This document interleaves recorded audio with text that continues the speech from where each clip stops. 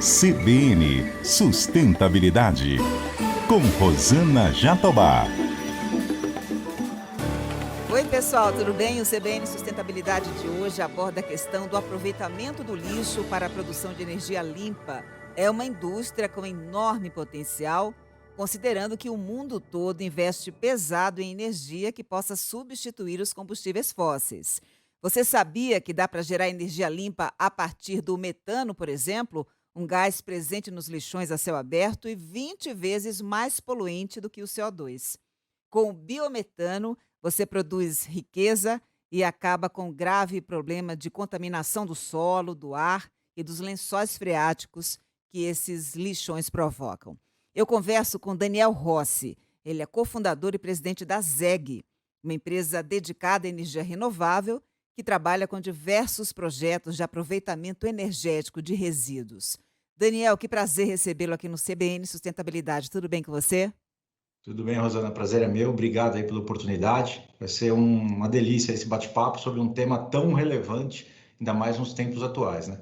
Vai ser uma delícia, primeiro porque eu acredito muito no legado, no propósito, e você é um exemplo disso, Daniel. Eu li um pouco da sua história e vi o quanto você realmente está dedicado a essa causa, inclusive aportando um recurso gigantesco para levar adiante a causa ambiental. Conta para a gente um pouco da origem da empresa. Conto sim. Nosso negócio ele tem origem numa empresa no setor de energia elétrica, uma comercializadora de energia que atua no mercado livre de energia elétrica. Eu e meu sócio fundamos esse negócio em 2010 e trabalhamos de 2010 até 2015 muito focados em conseguir rentabilizar o negócio e entregar para os nossos clientes uma energia confiável, de longo prazo e mais barata do que a opção que ele tinha no mercado regulado. Esse foi sempre o nosso mindset. Quando nasceu meu segundo filho, em 2014, eu tive um clique. Esse clique foi um clique de procurar qual era o legado que nós estávamos deixando para a sociedade. Como que a gente poderia, de alguma forma, deixar uma marca nesse universo, nem que fosse uma micromarca? Como que a gente poderia fazer isso acontecer? Então, ali nós começamos uma busca por tecnologias. Tecnologias que pudessem fazer com que a gente não só atuasse no mercado de comercialização de energia elétrica, mas que a gente pudesse levar para o mercado de energia elétrica energia sempre renovável. E, obviamente, lá atrás, em 2015, 2016, era muito comum, mais até do que hoje, porque a tecnologia que todo mundo falava que ia ser o que ia acontecer no mercado de renovável era solar e eólica. Já estava muito forte a eólica e a solar estava vindo cada vez mais forte. Então, muito natural para nós foi, vamos desenvolver projetos eólicos e solares.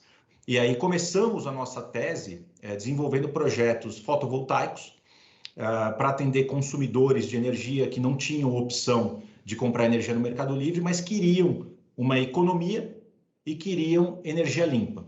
Então, nós começamos a tese ali, mas vimos que aquilo não era suficiente, porque o Brasil, você consegue produzir energia fotovoltaica e energia solar, energia eólica em locais muito específicos.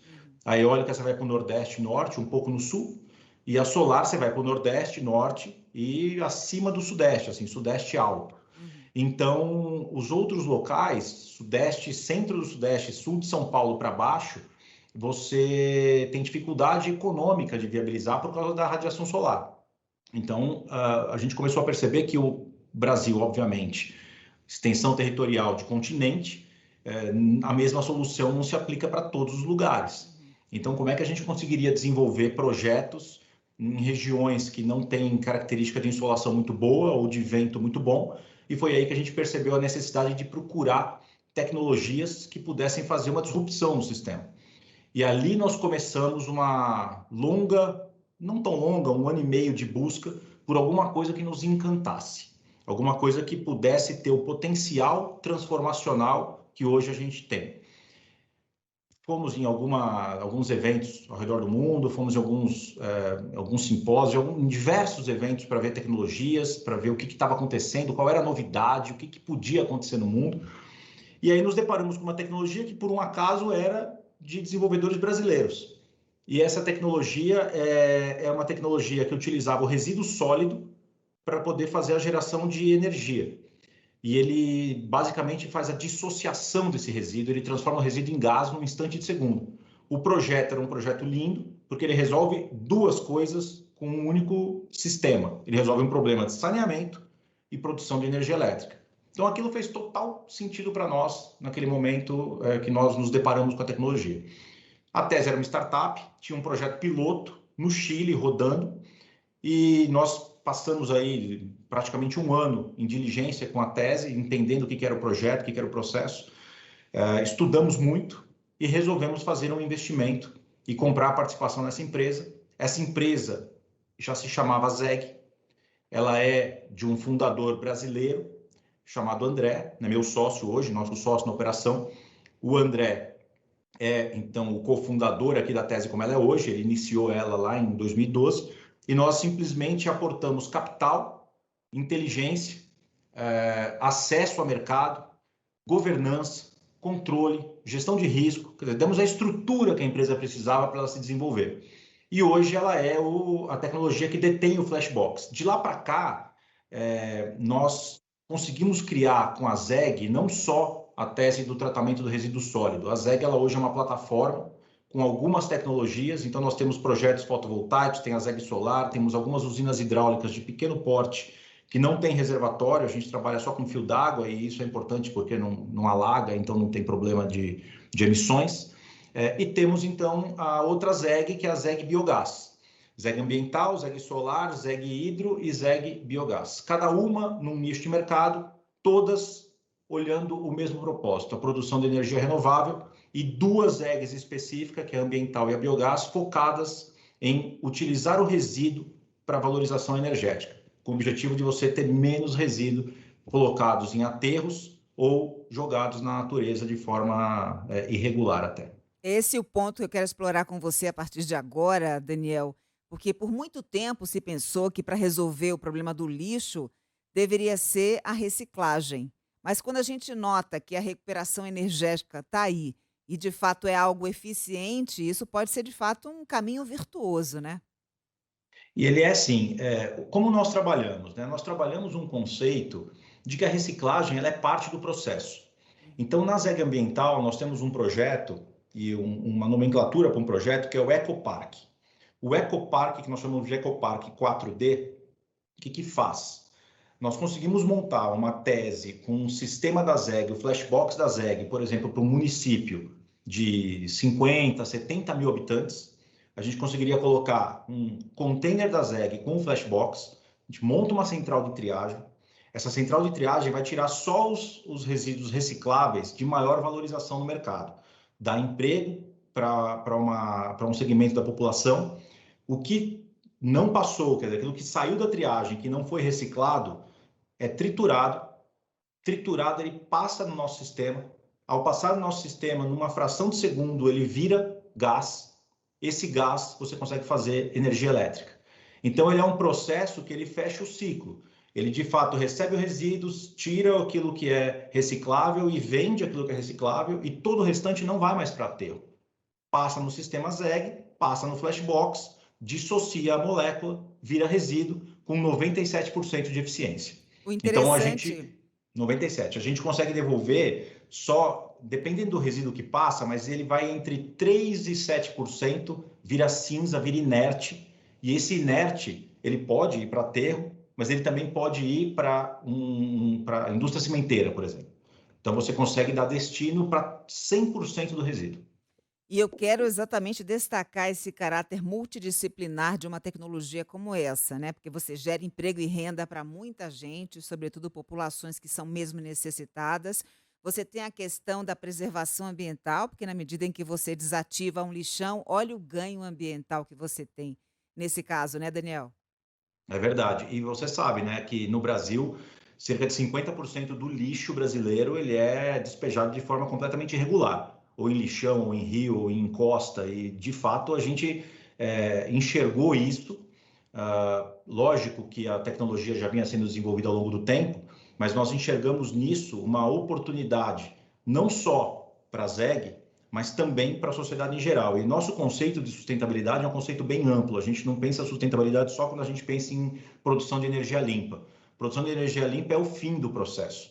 A gente pensa em sustentabilidade quando a gente envolve a sociedade, quando a gente traz um benefício para a sociedade, quando a gente gera emprego, quando a gente gera valor. E isso para a gente é fundamental. E é claro, a sustentabilidade econômica também é super importante. Não dá para a gente fazer projetos que a conta não fecha. Então, o objetivo é a gente buscar o equilíbrio. Como qualquer coisa na vida, o equilíbrio é a chave. Então, a gente busca o equilíbrio social, ambiental e econômico de todos os nossos projetos. É assim que a gente faz. Muito bem. Daniel, você mencionou que os pequenos municípios podem ter acesso a essa tecnologia do Flashbox, né? É uma tecnologia colocada em containers, exatamente para fazer essa transformação do resíduo em gás, né? Que vira energia. Quem financiaria isso? Aí entraria realmente o poder público ou seria uma parceria com o setor privado? Como é que você imagina? Como você desenha na sua cabeça? Então vamos lá. Você tinha perguntado na sua primeira pergunta sobre como como a gente tinha feito, né, o desenvolvimento da ZEG até hoje, e Uhum. até o momento nós aportamos um volume substancial de recursos para desenvolver a ZEG como um todo, e todos os projetos ZEG até o momento são feitos com capital próprio. Isso é sustentável no longo prazo? A gente vai transformar o mundo se a gente fizer isso no longo prazo? Não. Então, obviamente, a gente precisa ter a cabeça aberta para utilizar os mecanismos de mercado para poder fazer a financiabilidade dos nossos projetos. Então, a financiabilidade dos nossos projetos ela vai se dar de diversas maneiras. Ou ela vai se dar através dos bancos de fomento, como um BNDES, por exemplo, ou um banco internacional como a IFC, ou Desenvolve São Paulo, aqui no caso de São Paulo, ou ela vai se dar pelo mercado financeiro tradicional, linhas de crédito em bancos tradicionais, ou ainda num modelo de mercado de capitais, onde a gente pode lançar um fundo, onde a gente pode fazer uma captação em equity da companhia, ou onde a gente possa fazer eventualmente no futuro até um IPO do negócio. Então, não tem como desenvolver uma tese do tamanho do potencial dessa tese se Uhum. nós não tivermos a cabeça ampla para poder aceitar os recursos disponíveis no mercado para isso. E é muito importante que o mercado olhe para isso de forma diferente, o mercado financeiro em geral olhe para isso de forma diferente, porque nós encontramos muita dificuldade no começo. Ninguém queria financiar o projeto, porque ele tem um fator de risco, é óbvio que tem. Nós estamos fazendo uma inovação no setor. A inovação no setor, ela notadamente vem carregada de algum risco. Nós resolvemos correr esse risco, colocamos capital próprio, mas chega uma hora que o mercado precisa olhar e falar, poxa, essa solução é uma solução adequada, ela gera essa infinidade de benefícios, ela tem sustentabilidade econômica, então eu tenho que abrir linhas de crédito para esse tipo de financiamento. Acho que a gente hoje tem esse caminho um pouco mais pavimentado Uhum. do que já foi há 6 meses atrás, um ano atrás. Então eu diria que a partir aqui desse ano, a gente percebe um interesse muito maior do governo, dos bancos, dos agentes de forma geral, para poder fazer a financiabilidade dos projetos que a gente tanto precisa. Até porque a gente nota, né, Daniel, o mundo inteiro se mobilizando, os governos, os grandes países desenvolvendo pacotes de estímulo à economia pós-pandemia, em que essa questão da energia renovável está em primeiro lugar. Agora se espera, por exemplo, a regulamentação do artigo 6º do Acordo de Paris, que prevê também mercados de carbono. Existe, então, um ambiente regulatório, um ambiente político que é favorável. Você está otimista?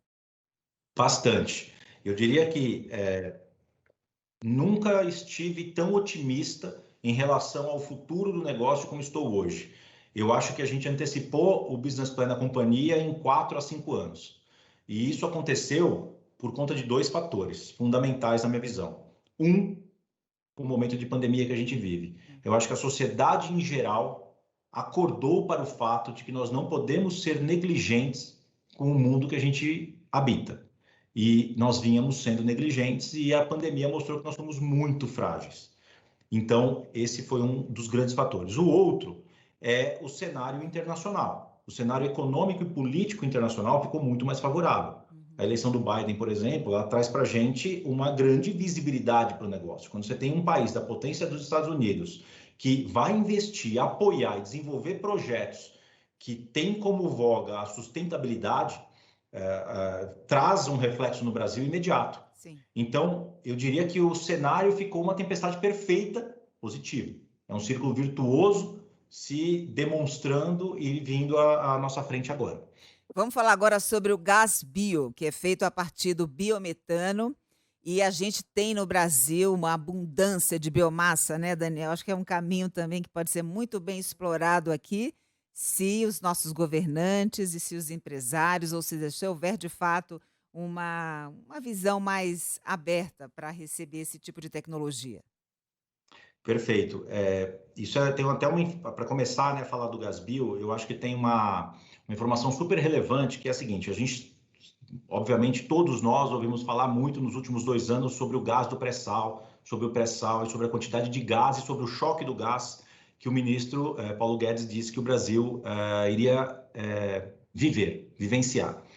E o choque do gás nada mais é do que uma quantidade de oferta de gás suficiente para a gente ter um gás mais barato, mais competitivo, para que a economia ela se sustente e cresça de forma mais sustentável. Ocorre que no Brasil, e o Brasil é, de fato, um dos países que mais tem emissão de metano na atmosfera no mundo. E como você mesmo mencionou na abertura aqui da conversa, o metano na atmosfera, sem tratamento, ele é 20 vezes mais prejudicial do que o CO2. Então, ele é realmente um inimigo muito invisível e pouco falado. E da onde é emitido o metano, principalmente no Brasil? Na indústria do agronegócio, na agroindústria brasileira. Por quê? Porque ele é a Flatulência do decomposição. boi. Pode falar, Daniel. A flatulência do boi é um, o esterco é outro. Aham.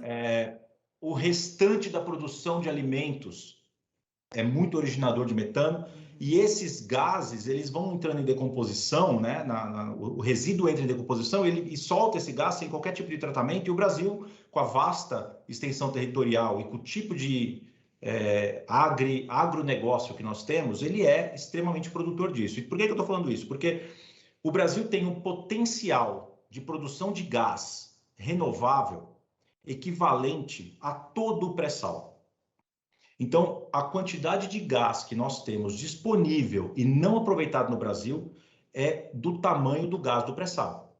E por que isso nunca foi trabalhado? Por que isso não entrou na mente dos empresários ou das empresas para poderem explorar isso economicamente e fazer aí o que parece óbvio, né? Vamos pegar um problema, transformar em solução e fazer rentabilizar.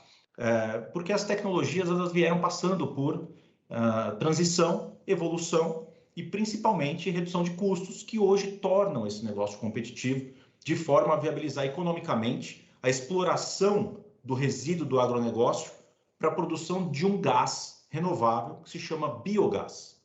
E o biogás ele pode ser tratado e trabalhado. Com o biogás a gente faz duas coisas. A gente consegue fazer geração de energia elétrica normal, injeta na rede, ou a gente pode fazer um enriquecimento dele, uma purificação, limpando as impurezas desse gás, e aí você transforma ele num combustível, que é o biometano. E o biometano que a ZEG produz chama-se gás bio. E o que é o gás bio? O gás bio é um combustível renovável, que ele é substituto do diesel, complementar ao gás natural. Então, se você tiver, por exemplo, um carro movido a gás, você pode colocar o gás do duto, que você está acostumado a pôr no Rio de Janeiro, principalmente tem muito, você vai no posto e abastece com gás GNV, ou você pode receber o gás bio. Qual é a vantagem de receber o gás bio?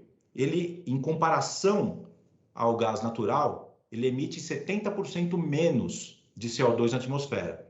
Em comparação ao diesel, 95% a menos de CO2 emitidos na atmosfera. Fora o metano que nós capturamos, que aí nem entra na conta, né? Porque aí você realmente eliminou um inimigo invisível.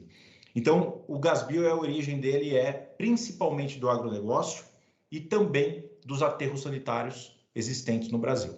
Interessante você ter tocado num ponto do mix de energia, né? Porque quando você fala hoje de energia renovável, dessa tendência mundial, você não pode depositar em um único tipo de energia limpa a solução para todos os problemas. Então, a complementariedade é algo que é importante, mesmo que ela não consiga ter escala a ponto de suprir toda a demanda de um setor, é algo que está fazendo a diferença quando ela está ali pareada com outro tipo de energia, né, Daniel? Exatamente. Uma das premissas do nosso negócio, quando nós montamos a Capitale, é gestão de risco. Uhum. Então, todos os nossos negócios, eles partem da premissa que a gente administra o risco de forma adequada. Se eu tiver que ter um business que ele tem uma única saída econômica e eu fico exposto a essa saída econômica, ele talvez não seja sustentável no longo prazo. Então, para nós, é muito importante fazer um mix da gestão desse portfólio todo. Então, parte do nosso biogás produzido vira energia elétrica, parte vira biometano. E o biometano no Brasil, Rosana, está só começando. Existem poucos produtores de biometano no Brasil. Na Europa, nos Estados Unidos e até na China, largamente utilizado. O Brasil está começando a entender o que é o combustível. E esse combustível ele é revolucionário, é um combustível da transição energética brasileira, principalmente para o transporte pesado. Então, os caminhões pesados, esse modal rodoviário que o Brasil tanto usa para escoar a produção do campo para o porto, ele é hoje todo feito com caminhões movidos a diesel. Então, qual é o nosso propósito? Ajudar a fazer com que esse transporte comece a fluir do diesel para o gás renovável e assim a malha de emissão, né, de CO2 na atmosfera, que hoje circunda todas as grandes cidades por conta desse transporte, passe a ser menos impactante do ponto de vista de emissões. E a gente consiga fazer o transporte do campo para o porto de forma 100% sustentável. Esse é o nosso propósito, assim que a gente está tentando desenvolver a tese. Tem inclusive uma planta de vocês, uma unidade industrial Cruz Alta, né, que está localizada na cidade de Olímpia, no interior de São Paulo, para a produção de biogás. Conta pra gente como é que está lá a dinâmica dessa planta. Conto sim. Essa é uma planta em parceria com o grupo Tereos, um grupo francês, usina de açúcar e álcool. Nós começamos a construção de uma lagoa de biodigestão utilizando a vinhaça do processo produtivo do etanol. Então, quando uma usina de açúcar e álcool produz o etanol, ela sobra um líquido do processo e esse líquido é extremamente rico em compostos orgânicos. Esses compostos orgânicos, se não tratados, viram metano na atmosfera. Então, o que nós fazemos? Montamos um biodigestor, esse biodigestor captura essa vinhaça, ele passa no nosso processo, na ponta final sai biogás, do outro lado sai água pronta para irrigação. Então, a gente devolve para a usina água para irrigação, extrai o biogás desse processo, esse biogás vira energia elétrica ou gás bio. Então, nesse caso da Tereos, a gente vai começar com 1 mega, um volume pequeno de energia elétrica, expandindo depois todo o resto do projeto para fazer biometano, que fica na cidade de Olímpia, na usina Cruz Alta, do Grupo Tereos. Esse é só o primeiro projeto de um pipeline de outros vários projetos que já estão assinados para a gente começar a construção. De cara, você vai ser beneficiado com os CBIOS, os créditos de carbono do programa RenovaBio, esse programa brasileiro, né, de incentivo aos biocombustíveis. E acho que, nesse caso, como a gente está falando, né, Daniel? Você tem aí vários benefícios em apenas um tipo de produto que você desenvolve com esse viés de sustentabilidade. É isso mesmo, e está na hora da gente começar a encarar o lixo, encarar o resíduo como um combustível. O lixo ele é um combustível para diversas coisas e a gente tem que aproveitar isso de forma mais eficiente. Especificamente no caso da produção do gás bio, ele realmente se beneficia do programa RenovaBio, ele pode deter os CBIOS e isso é fantástico, porque é um programa de incentivo que ajuda a viabilizar os projetos. Porque qual é a grande dificuldade? A grande dificuldade é que o Brasil ele tem uma malha de distribuição de gás muito pequena. Para ter uma grande noção da dimensão, a nossa malha de distribuição de gás é do tamanho da malha de distribuição de gás da Holanda. E olha o tamanho do Brasil. E você compara isso com o setor elétrico, nós temos um dos setores mais desenvolvidos do mundo do ponto de vista de distribuição. O setor elétrico brasileiro é motivo de orgulho do ponto de vista de distribuição e de sustentação e de robustez. O setor de gás ele é muito limitado em transporte no Brasil. Então, se a gente começa a criar vários poços de produção de gás renovável como esse, eu preciso escoar esse gás. Então, alguns locais de produção eu consigo conectar no duto, e aí eu escoo pelo duto. Outros, eu tenho que fazer o transporte pelo modal rodoviário.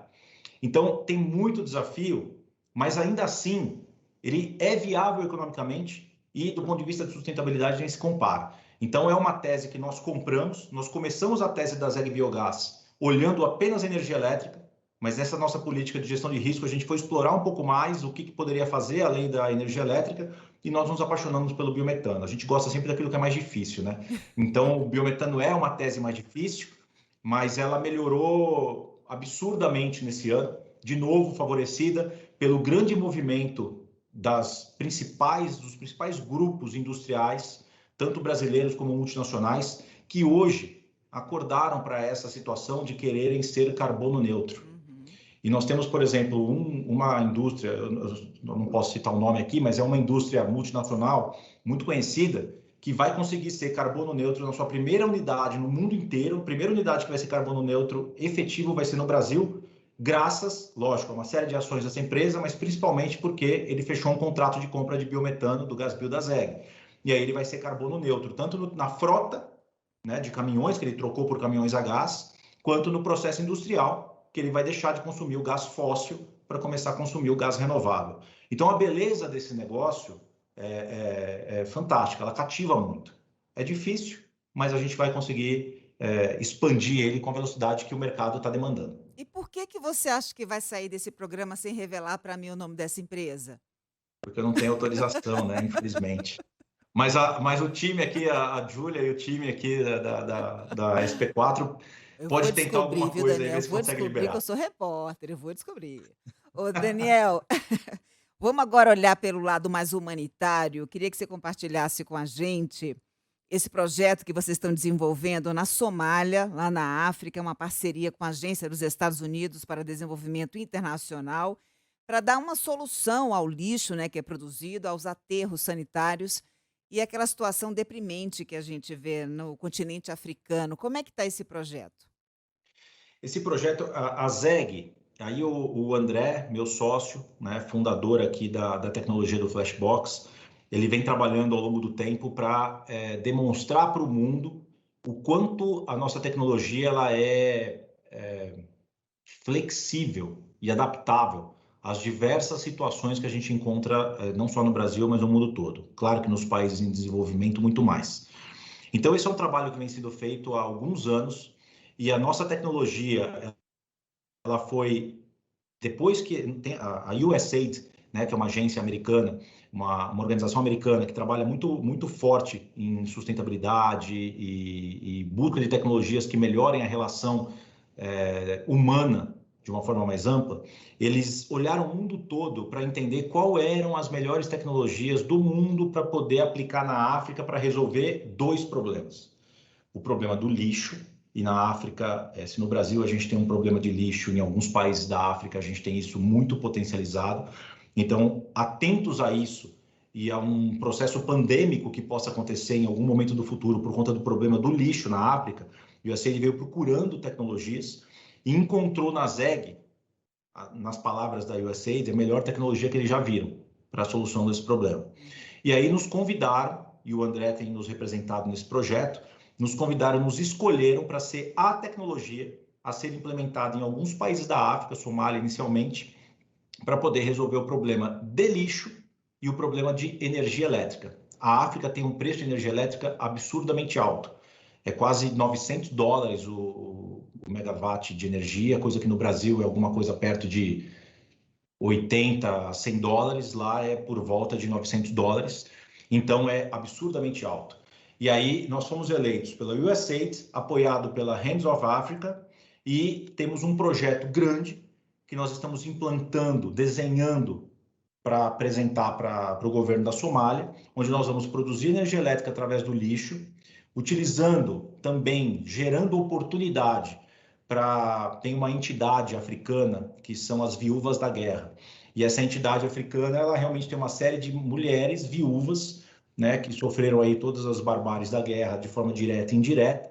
E aí nós vamos utilizar, inclusive, a força dessas mulheres, a força de trabalho, remunerar essas mulheres da expectativa, da visibilidade, da visão de futuro. Elas vão ser empregadas no nosso projeto para poder fazer o Ecoparque 4D na África. Então, nós vamos fazer lá uma grande central de triagem, depois vamos picar o resíduo, produzir energia elétrica e vender para as indústrias locais com essa mão de obra extremamente necessitada e que a gente tem orgulho de poder potencializar como oportunidade para trazer um brilho e a vontade de viver para essas pessoas de novo. Acho que é um pouco desse caminho que a gente escolheu.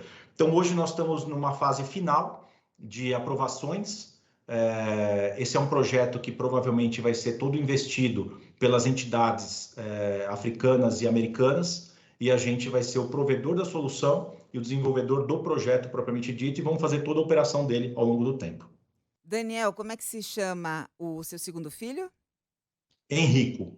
Olha, um beijo especial para o Henrico, por causa dele que a gente está aqui no CBN Sustentabilidade, mostrando para o Brasil e para o mundo essas iniciativas sustentáveis da ZEG. Vocês estão de parabéns. Muito obrigada por ter participado do CBN Sustentabilidade. Eu te encontro numa próxima oportunidade, Daniel.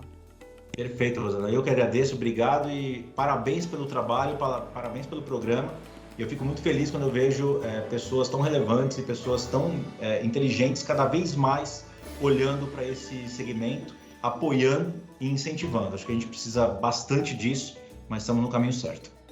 Eu conversei com Daniel Rossi, cofundador e presidente da ZEG, e além de ter acesso ao conteúdo pelo YouTube, você também encontra essa entrevista no site, no aplicativo da CBN ou no seu agregador preferido de podcast.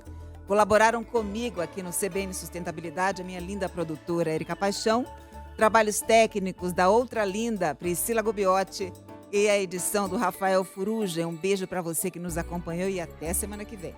Tchau, pessoal. CBN Sustentabilidade, com Rosana Jatobá.